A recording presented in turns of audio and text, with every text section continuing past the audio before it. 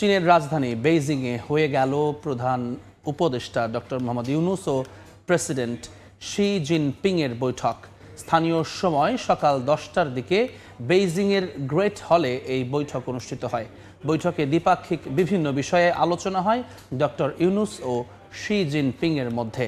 এ সময় শান্তি শৃঙ্খলা ও স্থিতিশীলতা রক্ষায় চীনের সহযোগিতা চান প্রধান উপদেষ্টা। পূর্ব নির্ধারিত এজেন্ডা অনুযায়ী দুদেশের মধ্যে কয়েকটি এমওইউ স্বাক্ষর হওয়ার কথা রয়েছে।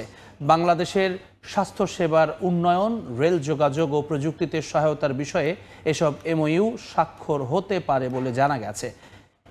পরে চীনের ব্যবসায়ীদের সঙ্গে ইনভেস্টমেন্ট ডায়ালগে অংশ নেন ডক্টর মোহাম্মদ ইউনূস। এ সময় তিনি তরুণ প্রজন্মকে সব ক্ষেত্রে কাজে লাগানোর গুরুত্ব তুলে ধরেন। Roughly, we need to spend those things are currently also built in a very connected